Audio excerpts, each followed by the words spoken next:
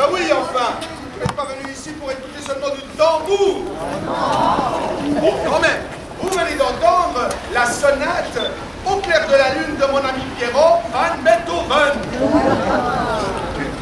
Pour tambour et applaudissements, au tambour, Michel Giroux, Jean-Paul Cretin.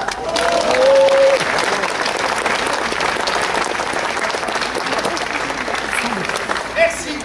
Or donc, Jean de Boudry, écoutez-moi. Aujourd'hui, je viens balayer toutes vos idées noires. M'en vais décrasser ça, vous allez voir. Bonjour Boudry. Bonjour. Aujourd'hui, je viens vous parler d'hier. Et vous là, vous. Et oui, vous. Est-ce que vous savez quel jour on est? Le 7, quoi. Bravo, le 7, mais de quel mois? Octobre. Bravo, le 10e mois de l'année. Nous sommes le 7 du 10. Et 7 plus 10, ça fait... Ça fait 17. Bravo, ça fait 17. Et si on ajoute 2000 à tout ça, ça fait... Moi je sais, ça fait 2017. Ah oui,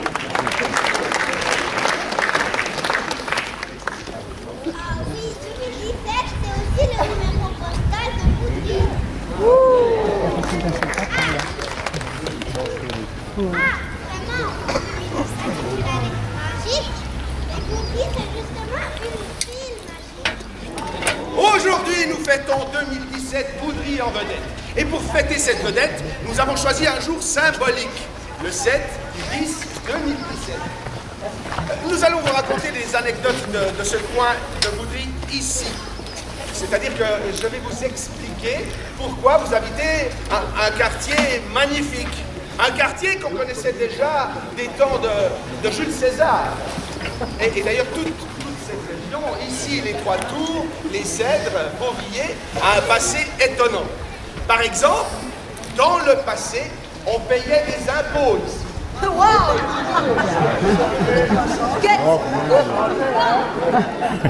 Est-ce que vous voulez dire qu'aujourd'hui, on est dans un paradis fiscal? Mais quelle tourte! Ne l'écoutez pas! Et bien sûr qu'aujourd'hui, on paye toujours des impôts, mais avec des sous. Dans le passé, certains impôts, on les payait en nature. Ouais. On les payait en poulet, c'est-à-dire en chapon. Ça donnait ceci. Tu possèdes ce champ ici. À la commune, tu devras verser un chapon et demi d'un chapon. Voilà, tu gardais ton champ, mais tu perdais ton coq, ou plutôt un coq et demi. Et plaignons les pauvres poules, à qui il ne restait qu'un demi-coq. Ah, c'était très compliqué, les impôts.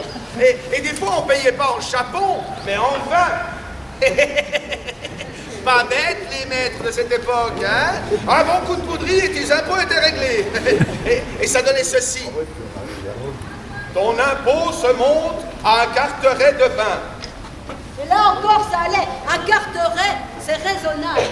Des fois, il fallait verser un quart de carteret, ce qui est déjà moins simple.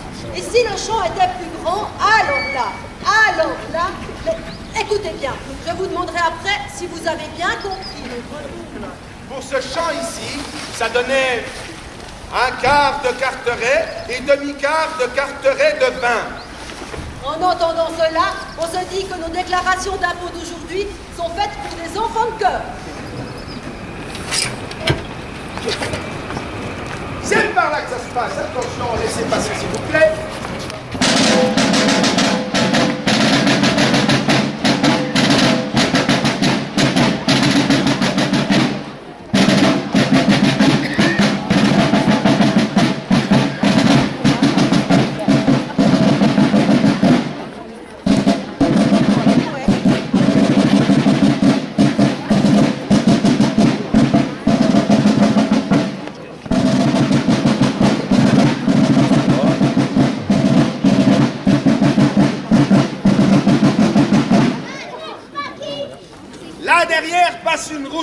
Une route qui descend jusqu'ici.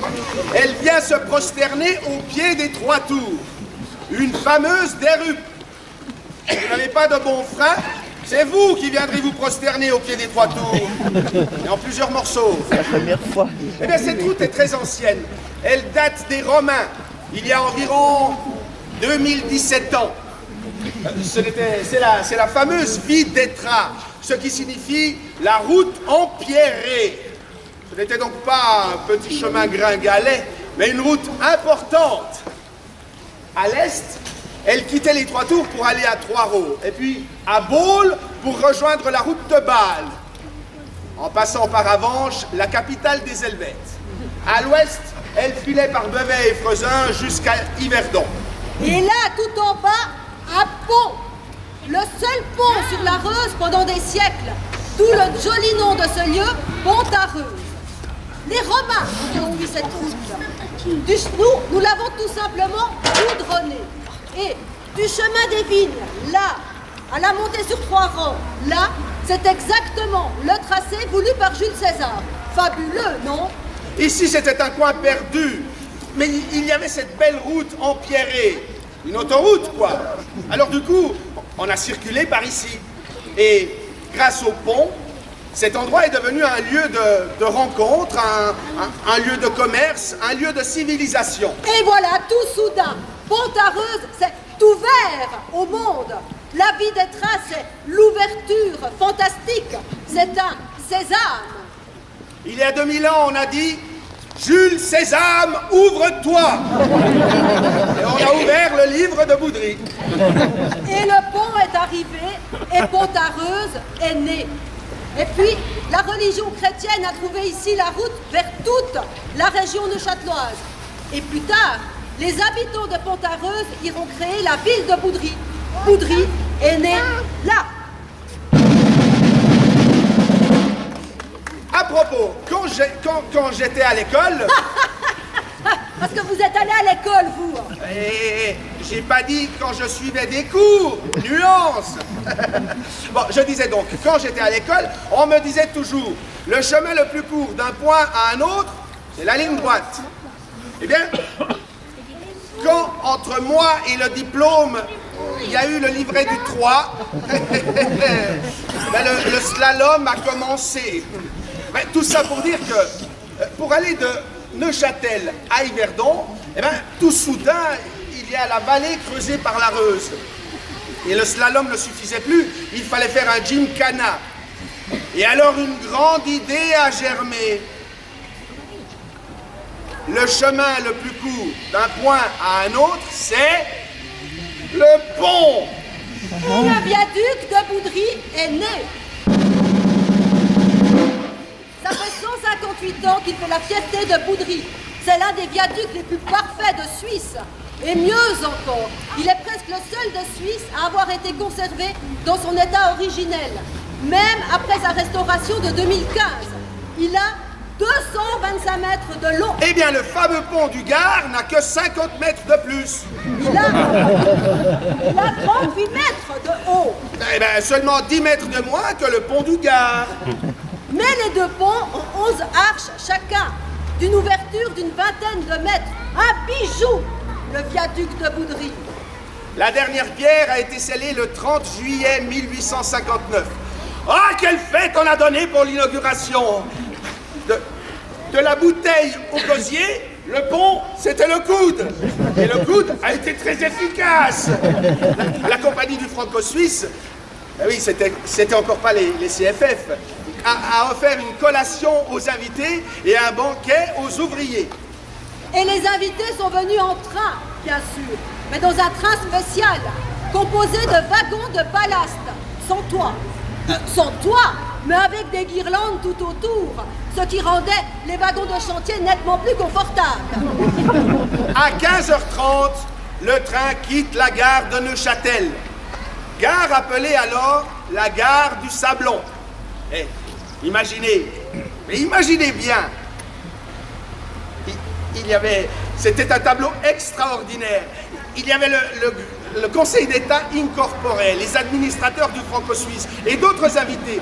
Eh bien, ces 60 invités en smoking, alignés dans les wagons à ciel ouvert, humant avec délice les charbons et les vapeurs de la locomotive à vapeur et retenant leurs chapeaux 8 reflets à cause de la vitesse. La vitesse. un bien grand mot, mais peut-être par égard pour les chapeaux, le train a fait juste 1 heure pour arriver jusqu'au viaduc de Boudry. Eh ben, il y avait peut-être beaucoup de bistrots le long de la ligne. Mais c'est la fanfare de Boudry et les ouvriers qui ont accueilli les invités.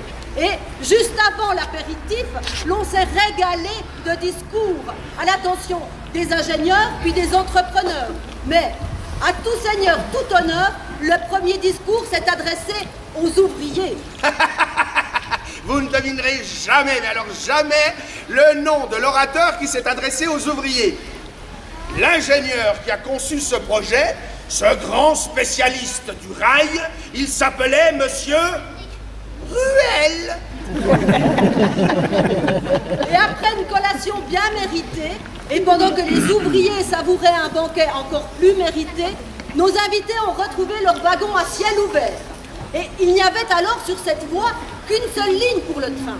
Le mécanicien ne pouvait donc pas se perdre en route.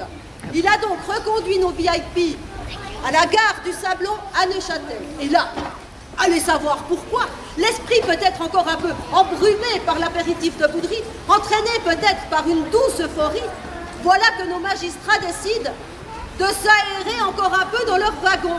Et ils vont prendre le coup de l'étrier au Landron. Et nous aussi, nous allons faire une petite escapade jusque chez Fritz Henriot Schweitzer. Alors, en route!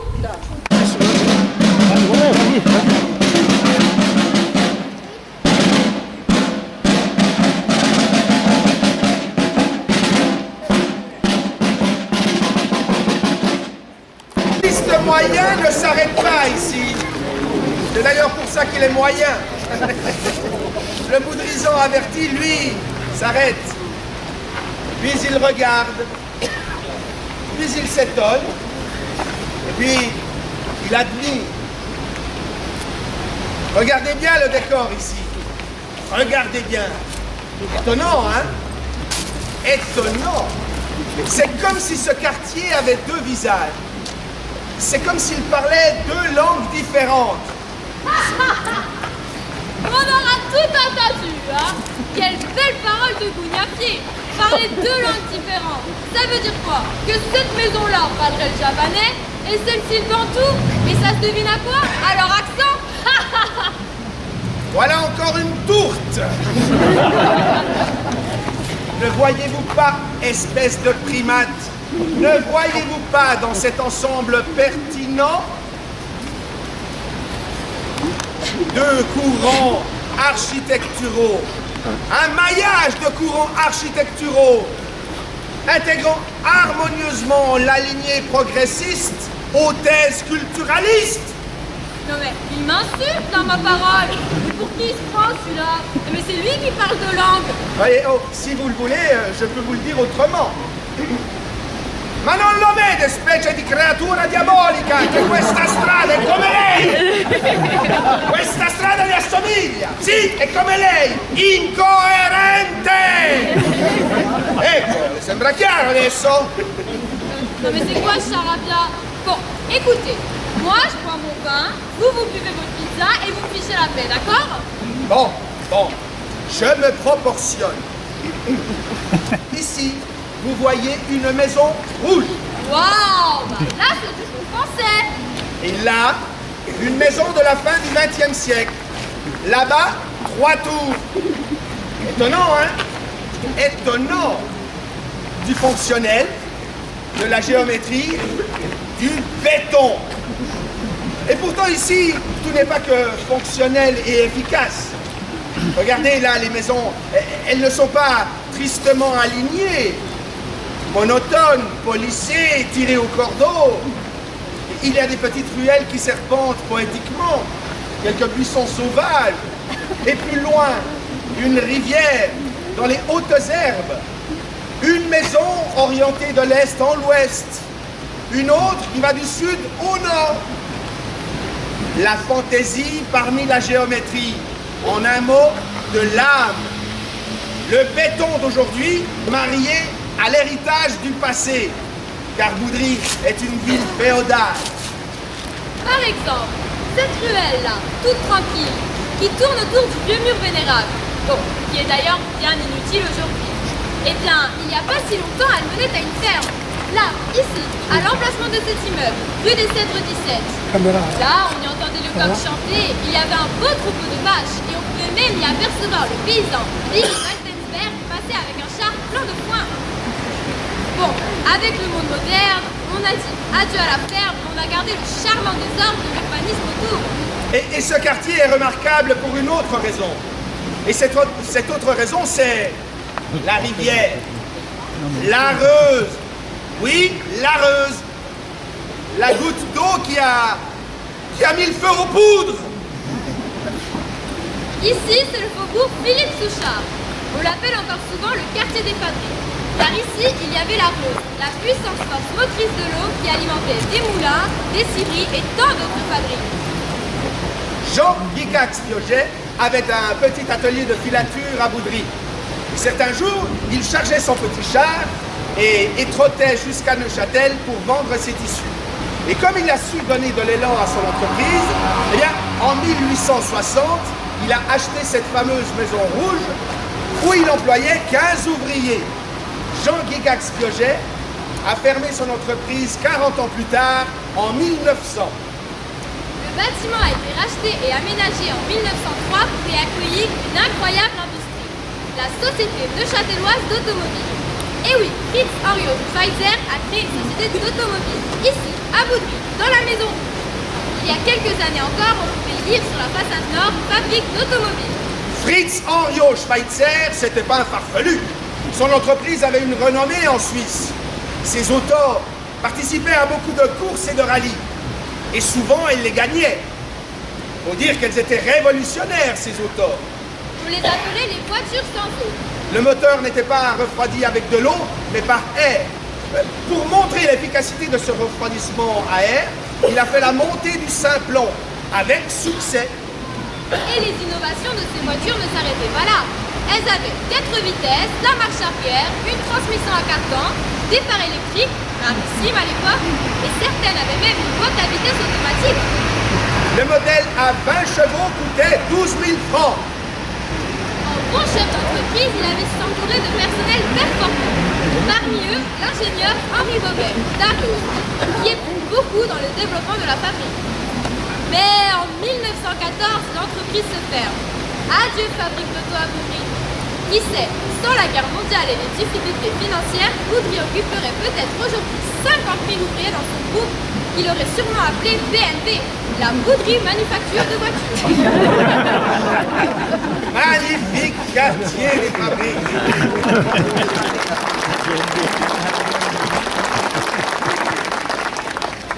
Maintenant, vous n'êtes plus des touristes moyens qui ne s'arrêteraient même pas ici. Maintenant, vous êtes des nôtres, des boudrisans avertis. Continuons nos découvertes. En route!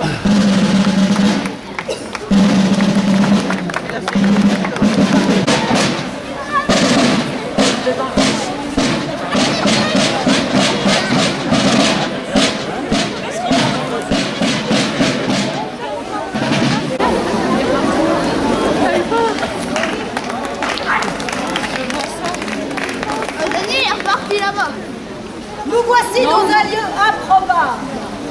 Que peut-il bien nous raconter ce lieu qui peut sembler gris, que l'on peut croire terne, qui a autant de goût qu'une soupe sans sel? Mais que peut-il bien nous raconter? Mais des merveilles, et oui, bienvenue dans le quartier des Cèdres, dans cet endroit calme, entouré d'arbres et bercé par une rivière. C'est vrai, la vue depuis mon balcon est si belle que je ne peux presque pas regarder les yeux ouverts. Eh bien, il n'y a pas si longtemps, les Cèdres, c'était l'étranger. Les vieux boudrisans, quand ils croisaient un habitant des Cèdres, ils disaient « Celui-là n'est pas de Boudry, mais des Cèdres ». Et pour devenir boudrisant, il fallait se faire reconnaître. Et pour cela, aller à l'église et faire partie de la gym, du FOT ou du cœur mixte. Et tant qu'il n'avait pas rempli ces conditions, l'habitant des Cèdres, c'était le canard boiteux. Si S'il avait habité au pied des pyramides, on l'aurait appelé le canard de Suez. Et à Boudry, nous avons aussi une boudrisane fameuse, mais on l'aime bien.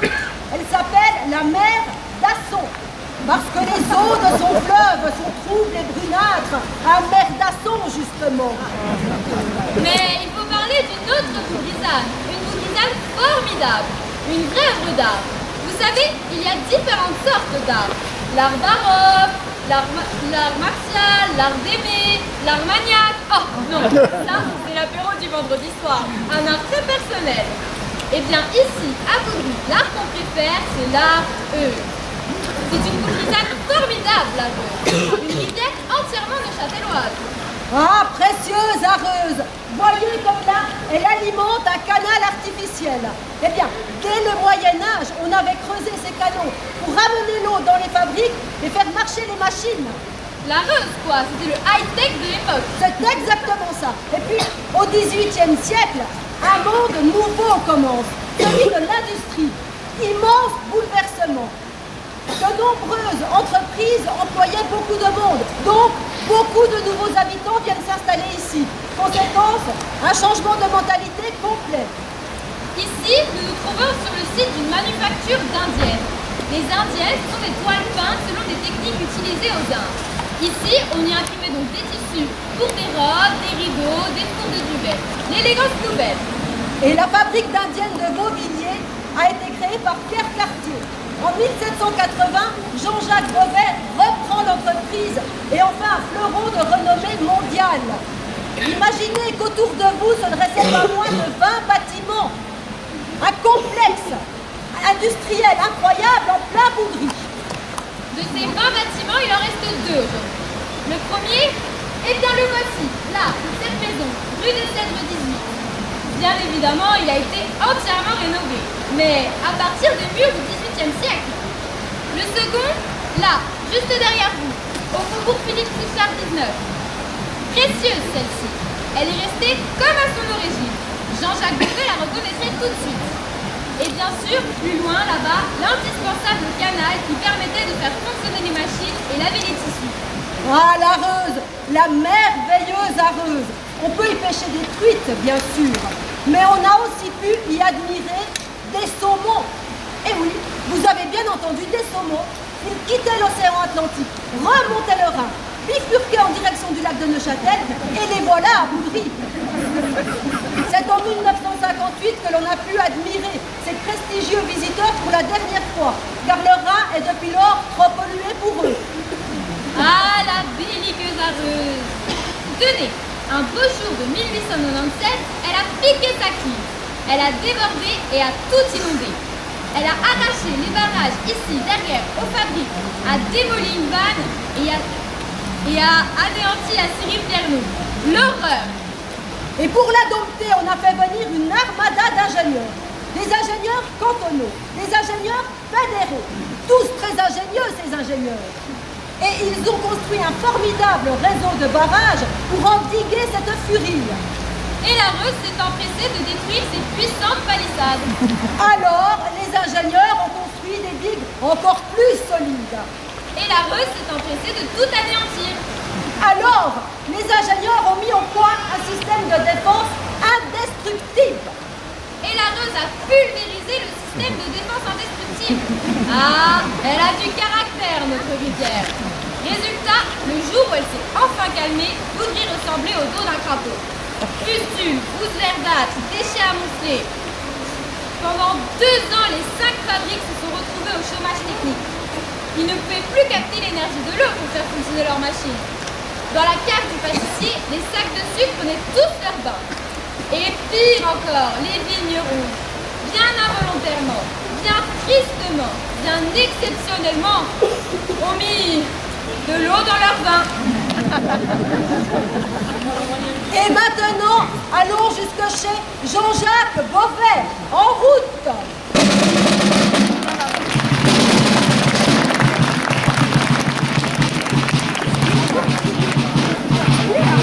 Une petite devinette maintenant. Mon premier, Là, t'as un deuxième, non? les marins ils jettent l'ancre quand le bateau est arrivé. Mon deuxième, les hommes qui jettent un regard quand ces dames passent. Mon troisième, les joueurs le jettent sur la table quand c'est à leur tour d'avancer. Mon quatrième, c'est un arbre qui en jette quand il s'épanouit dans un parc. Mon tout, allez y jeter un coup d'œil devant la salle de spectacle, il est magnifique. Réponse? Mais bien sûr, c'est le portail des cèdres. Portail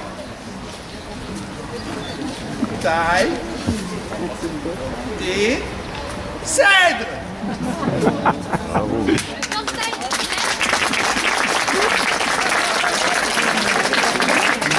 Le portail des cèdres est un trésor, un atout formidable du patrimoine voudrisant.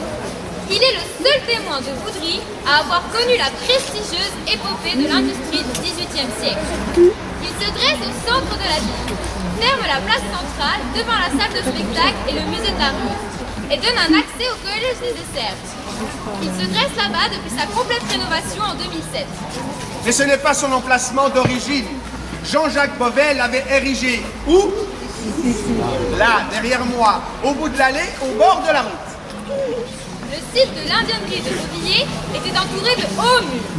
À l'intérieur de ces épaisses murs, c'était Versailles, un parc luxueux, à l'image de son entrepreneur, le parc des Cèdres. Là, sur votre gauche, longeant la route, serpentait un petit ruisseau. Là, sur votre droite, le petit ruisseau s'élargissait en étant pittoresque et charmant.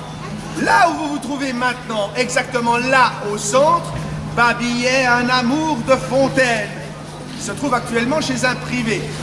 Et partout, des bosquets, des chemins et des arbres magnifiques. On entrait dans le parc des Cèdres en franchissant le somptueux portail, doré à la feuille long de 7 mètres. Il avait un médaillon en fer forgé avec inscrit les initiales de Jean-Jacques Beauvais, JJB. Une fois le portail franchi, le visiteur venait jusqu'ici, entre deux allées de grands cèdres. Aujourd'hui, l'allée est restée, mais les cèdres ont été remplacés par des tilleuls. Et c'est seulement une fois arrivé ici que le visiteur apercevait les quelques 20 bâtiments de l'indiennerie, disséminés parmi la verdure et les arbres. Et en plein milieu du dispositif se trouvait la villa du patron. Il tenait à être entouré de tous ses ateliers et de tous ses ouvriers. C'était d'ailleurs l'habitude en ce temps-là. Petite devinette, le tintabenet. Qu'est-ce que c'est? Le tintabenet. Oui, c'est du français. Ou disons, du neuchâtelois. Le tintabenet. Le nom, hein? Le tintabenet.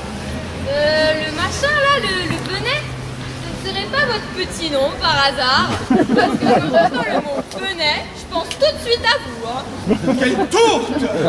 Bon, je m'en vais vous le dire, moi, ce que c'est, pour assurer la paix des ménages.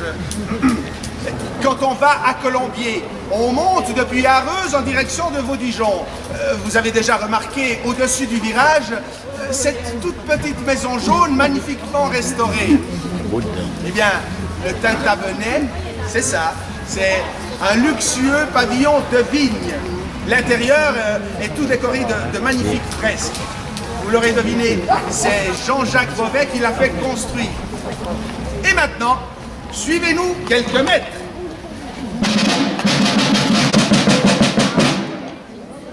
Jean-Jacques Beauvais a été un brillant entrepreneur. Mais rappelons que les fabriques indiennes vivifiaient l'ensemble de la principauté de Neuchâtel. Il y avait des fabriques d'indiennes à Marin, à Colombier et même au Val de Rue. Et voyez la dynamique. Rien qu'à Voudry, on en dénombrait 3. La plus ancienne aux îles, à Arreuse, là où se trouve actuellement la crèche de Philippe Maurice. Une autre à Grandchamp, où se trouve actuellement la communauté des Sœurs de Grandchamp. Et c'est d'ailleurs la présence de cette fabrique qui a donné naissance au hameau de Grandchamp. La dernière, au Cèdre, là où vous buvez actuellement nos paroles, en attendant mieux. Mais toutes les bonnes choses ont une fin. Les unes après les autres, les fabriques ont fermé leurs portes. D'abord, le blocus imposé par Napoléon à l'Angleterre a entravé les exportations. Et puis, au milieu du 19e siècle, la concurrence étrangère a donné le coup de grâce. Mais bon, pendant un siècle, les fabriques d'indiennes ont fait fleurir les richesses de notre région. Et là, chapeau. Ah oui, chapeau, c'est bien le mot. Les indiennes ont fait leurs valises et les terrains occupent, et les chapeaux occupent le terrain. La fabrique de chapeaux de paille Thiebaud s'installe dans les bâtiments abandonnés par les indiennes des Cèdres. Et jusqu'en 1920, les 112 ouvriers de l'entreprise de Thiebaud vont fabriquer les fameux chapeaux de paille très à la mode à l'époque.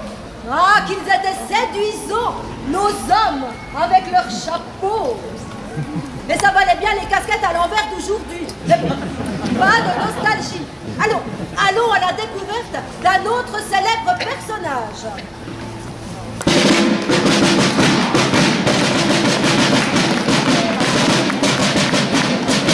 Ici, il va être question d'un très grand entrepreneur, né à Boudry.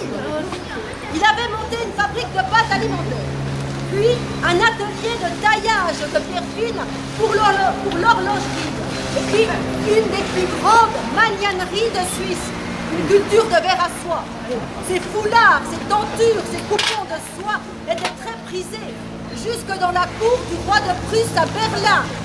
Puis, il a fait construire le premier bateau à vapeur de Suisse, qui faisait la navette 2 fois par jour entre Bienne et Morat, et dont il a été lui-même le capitaine pendant une quinzaine d'années. Ce bateau célèbre s'appelait l'Industriel. Puis, il a lancé l'aménagement de la Broye pour les bateaux, travaux qu'il a financés lui-même en forte partie. Puis, il a demandé et obtenu la création d'un canal navigable entre Neuchâtel et Vienne. Puis, il a créé la société des mines d'asphalte du Val de Travers, la Presta. Du coup, grâce à lui, le village de Travers a connu la première ville, la première route goudronnée au monde. Puis, il a été l'un des promoteurs de la société des sentiers des gorges de la Reuse. Il n'aurait pas fondé une usine de chocolat, par exemple?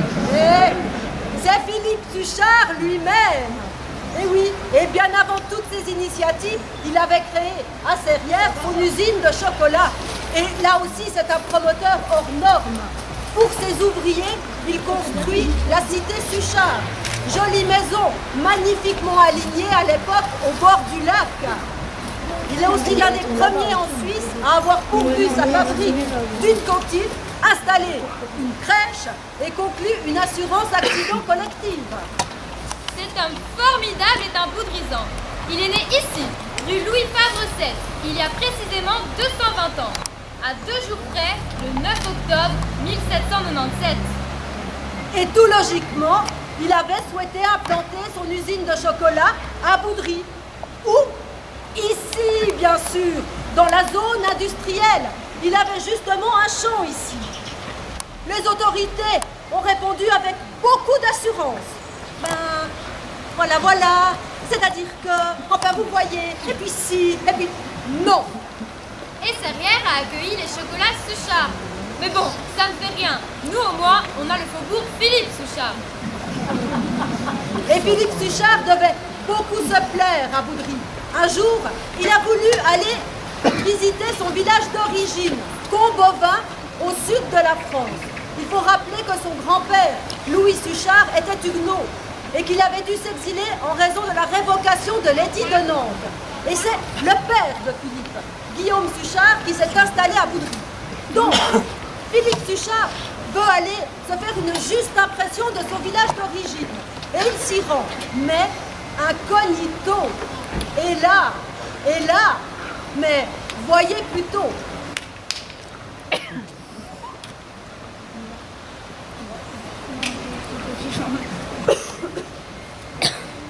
Mon gars, ta tête ne me dit rien, toi. Tu es un étranger, pas vrai? Un peu seulement. Je suis originaire de votre village. Ah bon? Tu viens d'où? De Boudry, en Suisse. Mon nom ne vous dirait rien. Je suis connu dans le monde entier, mais pas dans mon village d'origine. Combovin, ton village d'origine? Oh, je ne te reconnais pas, hein. Tu sais, mon gars, moi, je connais bien monsieur le maire et monsieur le préfet de la Drôme aussi. Mais toi, je ne te connais pas. Tu sais, on est 138 dans le village et il y en a pas un à qui ta tête te dirait quelque chose, hein. Alors, tu viens faire quoi ici? Offrir un bon dîner à tous les notables du village. Ouh, ben ça tombe bien, hein. Je suis justement de la commission scolaire. Eh, dis-moi, il y aura du bon vin, j'espère, hein, parce que je veux pas descendre dans la piquette quand c'est offert, hein. Et le grand jour est arrivé. Tous les notables de Combovin sont réunis et déglutissent avidement le repas offert. Alors, Philippe Suchard se lève pour un petit discours. Et petit, c'est le mot. Le temps de rappeler que son grand-père, victime de l'intolérance religieuse, a été expulsé de Combovin et tout était dit. Voilà la scène. Eh mon gars, ton rata, il est princier, hein. Santé! Mes amis, moi aussi j'ai bien fait de venir. Comme ça, j'ai pu me faire quelques impressions sur vous. Il est temps pour moi de me présenter. Savez-vous qui je suis? Eh mon gars, tu sais, il y a des choses qu'on sait et qu'il faut savoir. Et il y a des choses qu'on peut ignorer et qu'on ne sait pas. Et toi, tu es qui? Je m'appelle Philippe Suchard. Mes chers amis, vos pères nous ont rendu un fier service en nous chassant d'ici. Si nous y étions restés, nous serons encore des ignares, comme vous.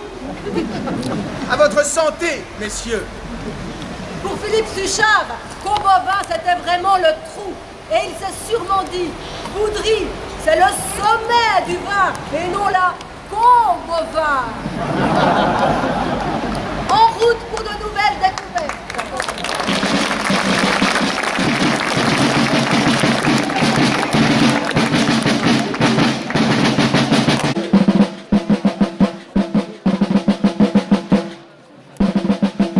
Le bon vieux temps, le grand but, c'était d'aller en Amérique. Et on a réussi. Plus tard, on a voulu aller sur la Lune.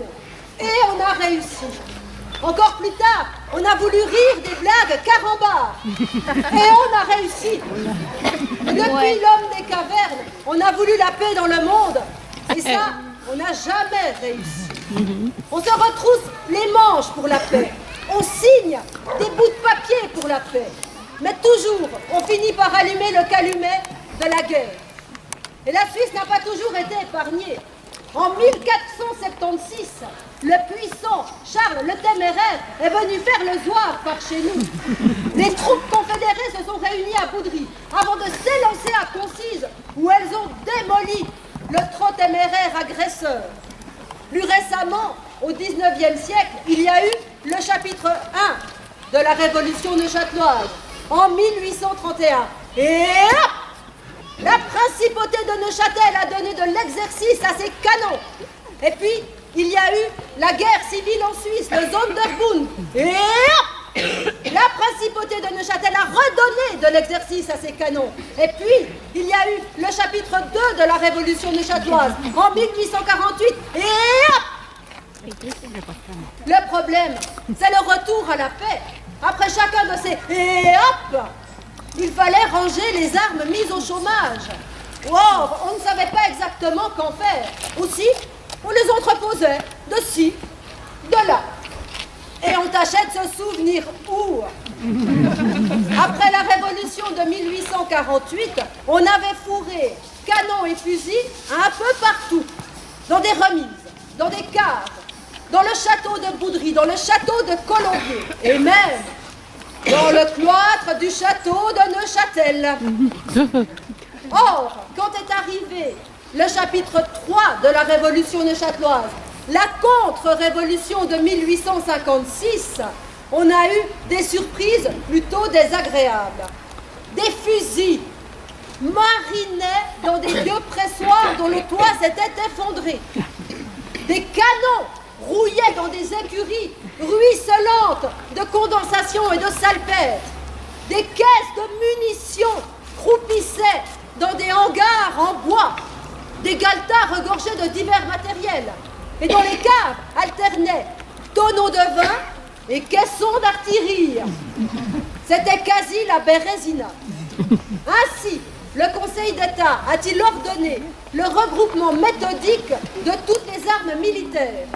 Et 15 ans plus tard, en 1871, l'arsenal de Colombier entrait en fonction. Et là, derrière vous, cette grande maison moderne était, il y a encore peu de temps, un vaste entrepôt entouré de hautes barrières. C'était l'entrepôt de l'arsenal de Boudry. Continuons par là.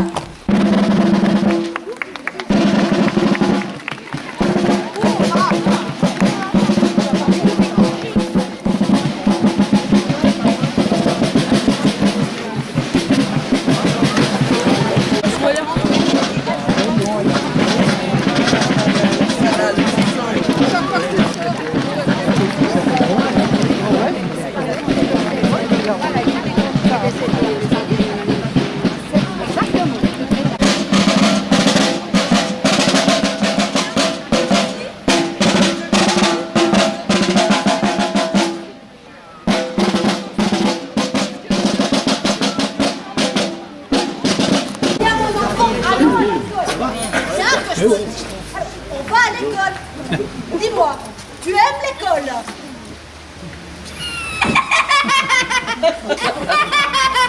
Qu'est-ce que tu arrives comme une baleine? Allons, est-ce que tu aimes l'école? Réponds-moi. Je peux pas. Je peux pas rire et parler en même temps. Et toi, tu aimes l'école? Je préfère les leçons de mon papa. Ah bon? Et qu'est-ce qu'il t'apprend, ton papa? Que dans la préhistoire, à l'âge de la pierre, les hommes vivaient dans des tavernes.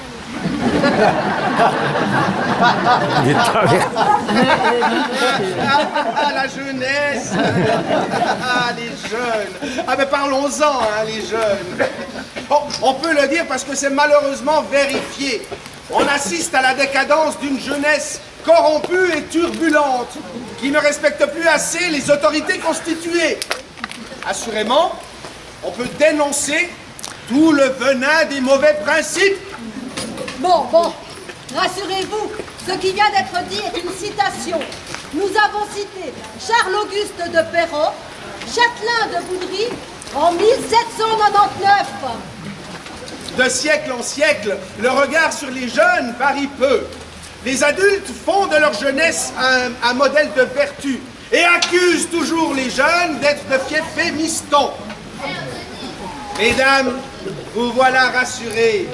Vous êtes d'excellentes mères et vous n'avez pas mis au monde les pires crapules. D'ailleurs, cela fait exactement 100 ans que l'on reconnaît officiellement la vertu des mamans.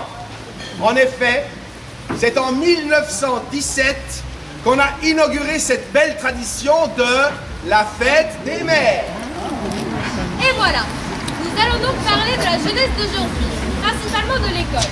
Pour cela, rappelons quelques faits.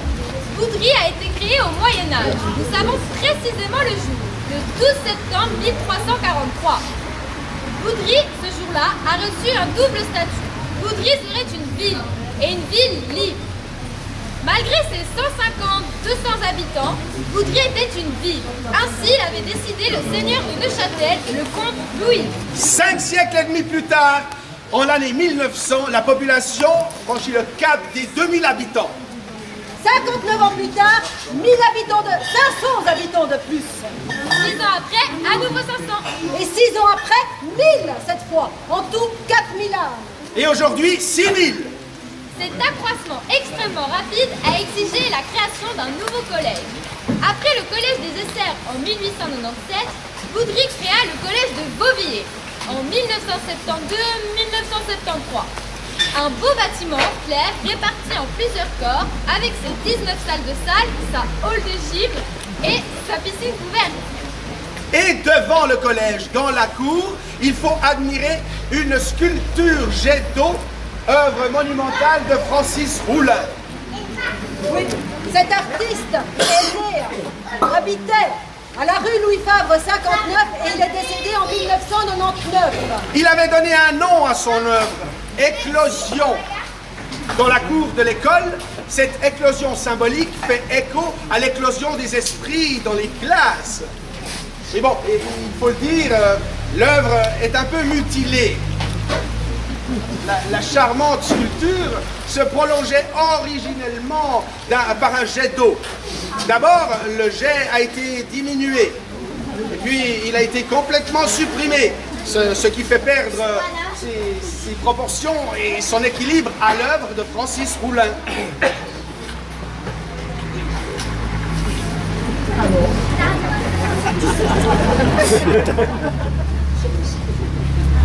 C'est ici que se termine notre 4e et dernier spectacle itinérant. Nous sommes heureux d'avoir pu donner tort à Charles-Auguste de Férot, l'ancien châtelet de Boudry qui critiquait la jeunesse. Mais vite avant de nous quitter, un petit quiz, hein, pour se garder en forme. Alors, première question. Comment s'appelle le banc que l'on a récemment inauguré dans la cour du collège des Essers? Le banc de l'amitié. Oui, c'est juste. Le banc de l'amitié que l'on a mis en place pour favoriser le dialogue et créer des liens entre les élèves. Une super idée. Deuxième question. Comment s'appelle le banc que l'on trouve devant une banque? Le banc Comat. Oui.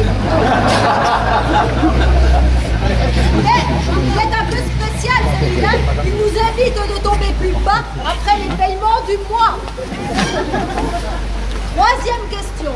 Comment s'appelle le banc que l'on trouvait il y a un siècle en bas du pont Jean-Jacques Rousseau? Le banc des menteurs. Oui. Le banc des menteurs. Oui, c'est ça, le banc des menteurs. Et il a réellement existé. Il favorisait aussi le vivre ensemble à Boudry. Et vous allez pouvoir venir vous y asseoir. Car le banc des menteurs, c'est le titre de la pièce qui sera jouée en novembre avec des habitants de Boudry et des environs. Vous allez vous marrer, alors venez-y. Et puis, venez-y, cher futur public, parce que jouer cette comédie sans vous, ce serait pire que la fin du monde à Boudry. Eh oh, attendez. Après 4 spectacles itinérants, après les pavés en folie, après les soirées des sociétés locales, après une année 2017 fabuleuse en l'honneur de la ville de Boudry, il nous faut conclure par une conclusion assez conclusive. Ne pourrions-nous pas dire que la ville de Boudry est parfaite, que c'est le lion multiplié par le tigre, que c'est le paradis? C'est tentant. Écoutez, à Boudry, on a un château avec des tours fortifiées et des meurtrières pour y mettre une cargaison de bouteilles de vin.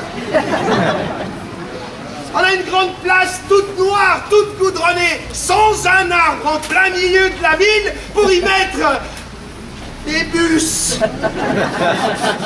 On a plein de petits magasins, de boulangeries, de boucheries, d'hôtels, de restos gastro, d'épiceries, de petites placettes de quartier. Oh, on a aussi un excellent opticien. Et je crois que vous devriez aller d'urgence vous faire une paire de bonnes lunettes. Vous avez la vue basse, beau gougnafier. Vous avez raison. Boudry, c'est peut-être pas le paradis. Mais vous êtes d'accord? Il y a de l'ambiance par Boudry. Il y a de l'ambiance par Boudry. Il y a du bonheur. Il y a de choses fantastiques à dire sur chaque quartier. Alors, voici 3 conclusions. D'abord, s'il y a du bonheur, il y a un verre à boire. Et bien pour finir en beauté ce dernier spectacle itinérant, la commune de Boudry nous offre une puissante marée.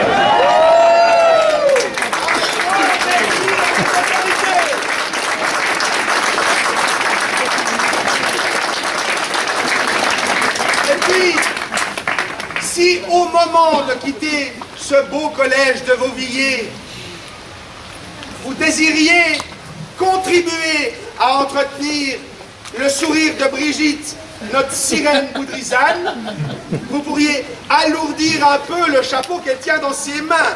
Ceci serait un heureux soutien aux organisateurs de ce spectacle. Et enfin, la vraie conclusion, la conclusion définitive. Je l'emprunte au poète Paul Éluard. Je vous la donne, cette conclusion. Chère ville de Boudry, je fête l'essentiel. Je fête ta présence.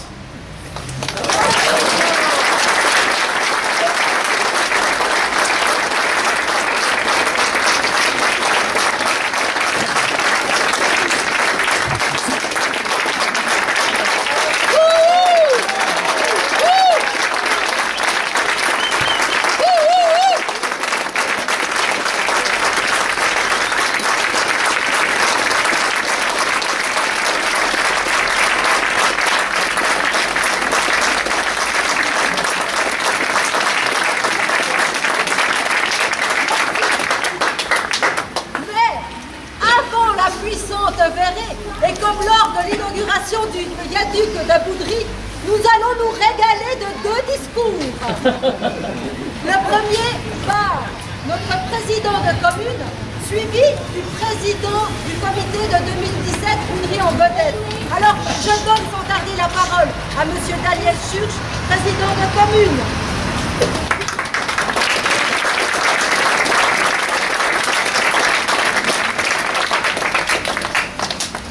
Chères concitoyennes, chers concitoyens, d'abord je tiens à vous remercier d'être présents ce soir parce que les gens qui ont créé cet événement pour Boudry 2017 le méritent bien. Je tiens à remercier dans le mauvais ordre d'abord les tambours qui nous ont réunis.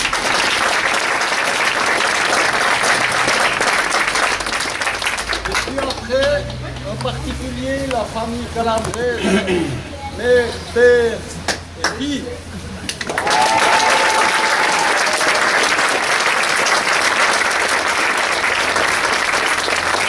Aussi d'autres acteurs que je ne connais pas, mais eux je les connais.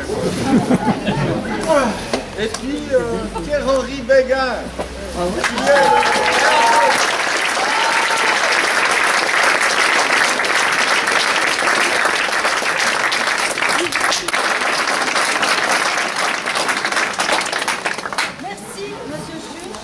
Et maintenant, nous laissons la parole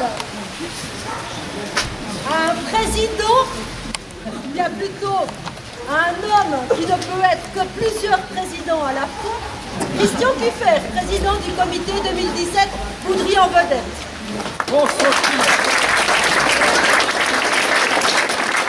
Alors c'est juste, je suis président de plusieurs sociétés et associations, mais un petit rectificatif quand même.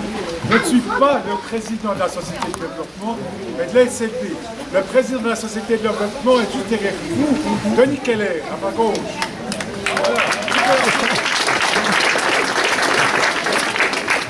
Voilà, donc la boucle est bouclée.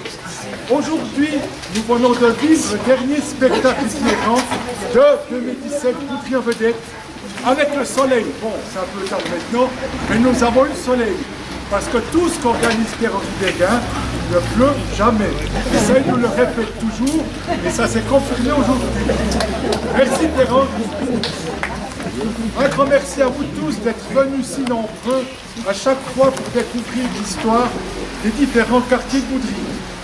Boudry dorénavant ne sera plus seulement la vieille ville et des quartiers dortoirs, mais une ville où chacun pourra se dire qu'il s'est passé quelque chose chez moi et j'espère renforcer votre identité en tant que Boudrisant. Voilà, c'était l'un des buts en tout cas que s'était fixé le comité 2017 Boudry nous organisons ces spectacles. 4 spectacles pour vous mettre l'eau à la bouche, pour vous mettre en appétit, afin que vous vous précipitiez dès ce soir pour réserver vos places pour le grand spectacle du Vent des moteurs qui aura lieu du 10 au 19 novembre à la salle de spectacle de Boudry. Une comédie en 3 actes de Pierre-Henri Béguin, truffée d'anecdotes croustillantes et drôles sur la vie des bourgeois et des gueux de Boudry. Pour ceux qui ont une très bonne mémoire, vos réservations peuvent se faire par téléphone auprès de Marie-Aldine Béguin au 079 319 34 66 ou sur le site internet réservation 1-2017.ch. Pour les autres, il y a des affiches qui sont mises, placardées là. Pendant que vous dégusterez votre verre, vous pouvez voir tous les détails. Marie-Aldine, elle est où? Ici. Elle est là. Vous pouvez déjà réserver des rênes et nous aurons des petits flyers, des choses à vous distribuer pour que vous puissiez réserver vos places. Il y en a encore, je vous rassure. Avant de partager le verre d'amitié offert par la commune, que je remercie, j'aimerais féliciter et remercier tous les protagonistes de ces spectacles itinérants. Et je vais bien entendu commencer par son auteur, Pierre-Henri Béguin.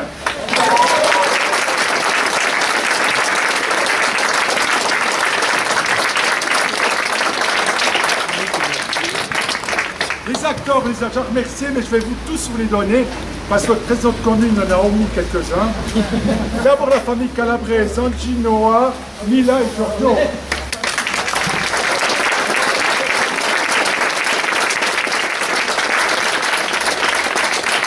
Accompagné ce soir de Lisa.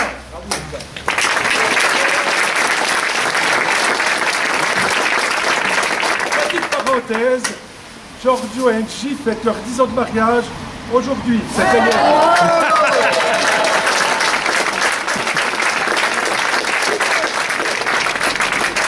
Il y a aussi parmi les acteurs dans les autres spectacles, Jérémy Ripoll et Olivier Ankeler, qu'on leur remercie. Ils ne sont pas là ce soir, mais on peut les applaudir.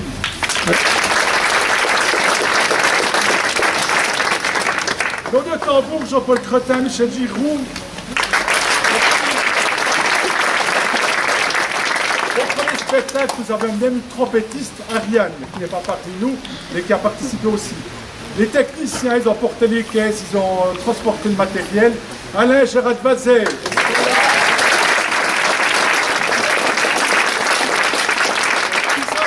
Le photographe et responsable du site internet, Daniel Giroux.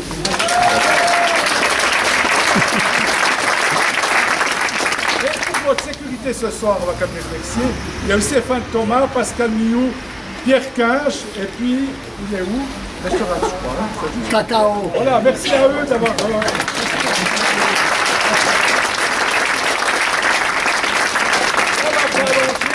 Ça se poursuit autour du verre offert par la commune. Et surtout, au 10 novembre, on se recommande. Merci, bonne soirée.